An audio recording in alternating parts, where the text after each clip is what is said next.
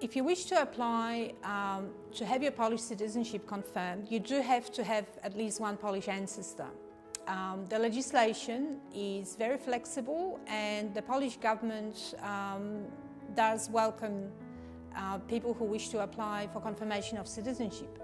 However, it's easier said than done, and that is because due to the passage of time and the fact that people immigrated out of Poland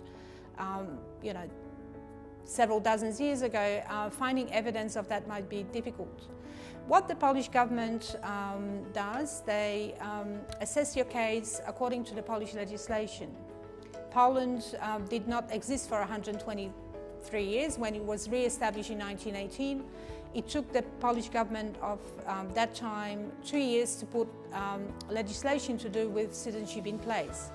According to that legislation, if you have Polish blood, you're a Polish ancestor, if you have Polish blood, then you are technically automatically a Polish citizen. What you have to do is prove that, which may be difficult. The law is both simple and complex. So when we look at whether you are eligible for Polish citizenship, we check whether your ancestor is Polish, and if they are, when did they leave Poland? Ideal, best case scenario is if they left Poland after 1920. If they left Poland before that, then your case will be necessarily more difficult, simply because there was no legislation in place in those days. So anybody whose ancestors left Poland after 1920 is most likely eligible. However, before 1951, the legislation was discriminatory towards women. So, for example, and I'm summarizing here, women marrying non-Polish citizens would automatically lose their Polish citizenship.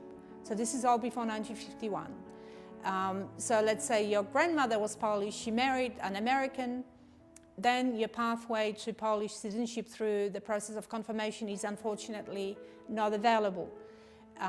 If your ancestor served in a foreign army, unless the country where they served were an ally to Poland, unfortunately your pathway to confirming your Polish citizenship is also closed. So there are several intricacies of the legislation that we need to check before we can tell you whether you're eligible. And if you imagine the millions of people that immigrated out of Poland, you can also probably quite easily imagine that everyone's journey was different. So there were those that were taken in the middle of the night by the Nazi Germans to work as slave laborers in Poland, and simply they didn't have documentation. There were those that ended up in ghettos and concentration camps, who again ended up there without any documentation.